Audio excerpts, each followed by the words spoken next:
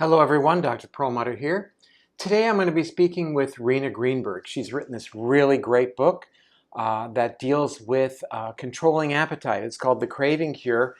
And she, in fact, has had quite a bit of success in helping people lose weight. She's worked using weight loss hypnosis in individuals who've undergone gastric bypass procedures. And Rena herself has been featured in more than 150 news stories.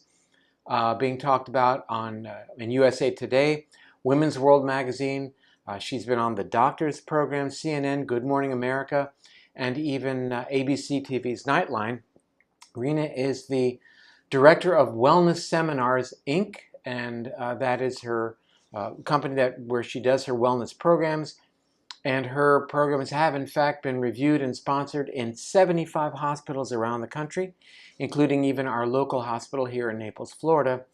Her programs have been implemented in more than 100 major corporations, including Walt Disney World, AT&T, Home Depot, and she's been involving herself in the corporate world with these programs since 1990.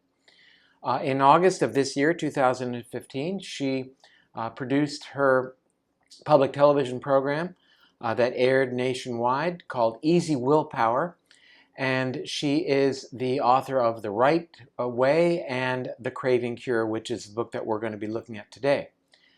Rena holds a degree in biopsychology from the City University of New York, and she's also certified in hypnotherapy and in biofeedback, another very powerful modality. Rena works with people all over the world virtually using Skype. And her goals are really to allow people to break free from their addictions, allowing them to lose weight, improve their relationships, and achieve their goals. So her website is easywillpower.com. So let's just jump right into our interview. So hello, Rena. Hi, Dr. Perlmutter. It's a privilege to be here today with you. Well, I want to let our viewers know that you and I met in the green room. We were in where were we? Baltimore, wasn't it? Baltimore, yes. We were both getting ready to do our public television programs. Exactly. And I had some time to talk to you about your book and about the work that you're doing. Yes. And I want to just jump right in because, I mean, you really take kind of a strong position about our motivations for the foods that we eat. And I think it's a good position, but actually saying that to some degree, the way people eat is actually an addiction. Can you explain? Exactly. Foods today, they're so processed and full of chemicals and the sugar and then the artificial sweeteners. And it's so easy to become actually addicted to the foods you're eating. And what that means is just be eating compulsively. If you think about it, we're supposed to eat as a way to nourish ourselves, to sustain ourselves, right? Out of physical hunger. But for so many of us, physical hunger isn't even, in the picture when we go to eat.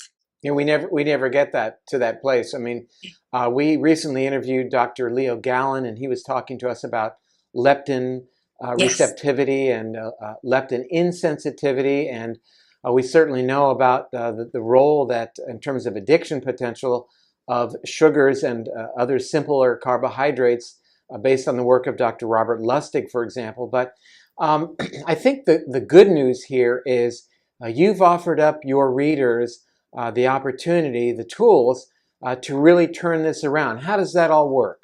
Exactly, because so often we're reaching for food. It's a way to fill ourselves up, to fill that void. And so much of it is just habit. We were taught as children, finish everything on the plate, have some cookies and milk, you'll feel better. So there's that component. And then there's the constant seeking of pleasure. But really, what I do is help people to change their thinking subconsciously so they no longer associate pleasure with those foods that are harmful to them. And instead, they're much more attracted to the healthy, nutritious foods that sustain them. So when you're dieting, you're using all this willpower, and it's a struggle. It's tough because in your mind, you're thinking, I want those donuts, I want those cookies.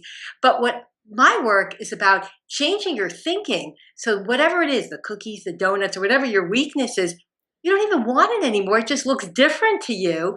And you actually are seeking the healthy foods that energize you. For me, it was Snyderman's pretzels and Canada Dry ginger ale, but luckily I was able to break the habit. Yes. So you say you teach people how to do that, and how do you go about that? Well, what I help people to do is to, first of all, to relax. This is such a stressful world, and so many of us are just doing a lot of things, including eating, and it's just a matter of being on autopilot. So it's about Hmm. choosing food mindfully, consciously, with awareness. So I teach people to kind of pause, take a breath, and really check in.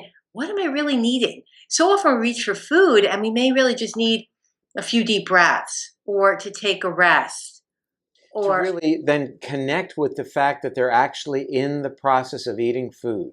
exactly. I Food, remember years ago, I went to a lecture by Deepak Chopra, and yes. he was talking about exactly the same thing, but as it related to cigarette smoking, which I think pretty much uniformly we would agree is a bad habit. And he said, so many people mindlessly smoke. They're smoking while they're doing other things, driving the car, on the phone. And if Yes. you're going to smoke, okay, go outside, sit down, take a deep breath, and then connect with the fact that you are smoking, and that might make it easier for you to stop rationalizing it in one way or another. So I guess that's what you do with people. What further are you able to do in terms of really allowing them to develop the mental awareness of the importance of what they're doing in terms of eating? Well, what I do is I teach people a form of self hypnosis so they can actually change the pictures that are running through their mind. It's interesting because sometimes I bring up the word hypnosis and people say, I don't want to be controlled. And I laugh because I'm actually unhypnotizing people. We're already hypnotized by the advertising, the media, the environment. And so we think we're so free, let's say when we reach for that cookie or pull through, the fast food places, but really we're not. We're being manipulated and all these kind of techniques are being used to make us think that these foods are really going to make us happy. When, as you know, of course, in reality, they're not. They're making us sick and tired on so many levels, mentally, physically, emotionally. So, what I do is really help people. I retrain the brain to help people develop a new mental movie, a new way of seeing themselves. So they can actually see themselves confident, strong, maybe sitting in a restaurant with friends and instead of cleaning the plate, pushing the plate away, even if there's still food on it. And what happens is when they rehearse this process in their mind, it's sort of like training for a sport. When you practice in your mind, you're going to be that much better on the court and on the field. So I'm giving people sort of a practice session so that they can be in control of their life and their habits. Another one of your tools is biofeedback. And I wonder if Yes. you could just take our viewers through what biofeedback is all about. How does it work, and how have you utilized that in this program that you provide? Yeah, thanks. Biofeedback is a wonderful technology, and what it really does is it's a way of measuring our brain waves. We can measure skin temperature, we can measure heart rate, muscle tension. And the purpose of these measurements, biofeedback really doesn't do anything. It's actually just taking measurements and feeding back to us what's happening in the body.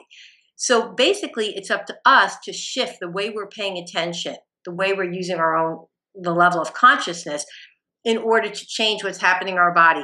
And when I was sick so many years ago, which is what brought me into this field, is it was incredible for me to discover that there was so much power in the mind to actually change these things that were thought to be, part of the autonomic nervous system. We didn't think we could have control over, let's say, heart rate, muscle tension, skin temperature, but turns out we do. So I basically teach people the techniques to be able to lower the stress level in the body. And when that happens, for example, let's say you're measuring skin temperature. Well, what happens then is the blood vessels begin to dilate as you get out of that fight or flight mode. And now the result is that your skin temperature is warmer. So when you're doing biofeedback training, you may start out, your skin temperature might be at the tip of your finger, maybe let's say 89. And you may discover that just by doing self hypnosis or meditation or breathing techniques, you can get your temperature up to, let's say, 92 or 93. And you realize it's a sense of empowerment. It's realizing that we're not necessarily victims, that we do have some control over our body and therefore our mental and physical health. So, I mean, I guess the issue in terms of what you're shifting it to is really pretty much up to the individual in terms of what he or she wants to accomplish, whether it's their day-to-day work habits or their dietary choices.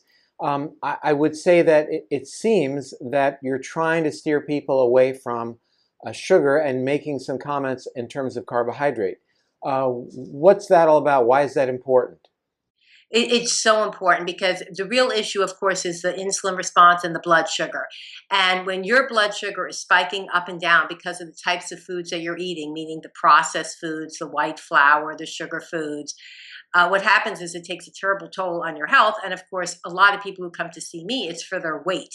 And so people say, but I'm always hungry. Well, a lot of times what we don't realize is we're always hungry because we're eating these foods that are just causing our blood sugar to plummet. And then we're hungry again, even though we may have just eaten, a big plate of food. So we want to naturally start eating healthier foods, foods that balance the blood sugar. And of course, we can all read a book and discover what these foods are. But for so many of us, the issue is, how do you get motivated to stick with a sensible eating plan and feel good about it? And that's where I come in. I help people to really change that motivation. So they actually now prefer healthy food. They're turned off to harmful food. They want to exercise instead of feeling like it's a chore. So we're really creating a new mental movie in the mind. And that's really, I guide people through that experience. And then I give them reinforcement material like a CD or an audio recording. And then they can constantly, it's like rehearsing. And as they practice, and the subconscious part of the mind doesn't know the difference between what's real and what's imagined. And that's why when we rehearse it enough in the mind, all of a sudden we find ourselves, not wanting those foods that are harmful anymore. Well, it's been said that neurons that fire together wire together. So, in other words, the rehearsal part of your story is actually really intriguing from actually a biological perspective, in that the more you do something, ultimately it becomes hardwired and part of the engram and part of what motivates our behavior. So I think for our viewers, it's really important to recognize that what we're hearing here is not necessarily geared at a specific diet, Right. but rather at the resolve to maintain the diet that, through your reading and discovery, that you think is going to be best for you. It's really all about getting away from these motivational factors that are really dysfunctional in terms of making whatever choices you think are important. Exactly. It's about creating new positive habits, new patterns. And we want to release the old habits and any guilt and shame around it, the overeating, the binging, the snacking, the emotional eating. I'm really saying it's like being an actor. It's like stepping into a new role and all of a sudden really identifying with, hey, I'm a person that loves healthy food. I'm a person that doesn't eat chocolate. And you're right. If someone else gives you a diet, it's something that you're going to want to rebel against. You have to come up with your own eating plan based on, each of us does, based on our own research. But the key is to stick with it and stay motivated. And that's where I really help people to change that thinking, especially subconsciously, to change those limiting beliefs, the idea that certain foods are going to comfort me or give me pleasure. We want to release all that because those harmful foods have done nothing but cause pain. And we want to make that connection. It's unfortunate, though, that sugar and even elevated blood sugar from more complex carbohydrates does give us a sense of reward, does give us that dopamine surge that is satisfying. And unfortunately, people seek that out as they seek out chemical stimulation from other sources. So that's what we're up against. I was taken by in your bio how you are able to present this information to large groups, large numbers of people at a time. How are you able to do that as opposed to working one-on-one? Yeah, the large groups are wonderful because then there's that group energy and group support. And, actually research shows that people who lose weight often do better when they have a buddy or when they're working with other people. So I love the groups. It's very powerful. And basically, I've had this 2-hour seminar that I've done in over 75 hospitals for over 100 major corporations for the employees there.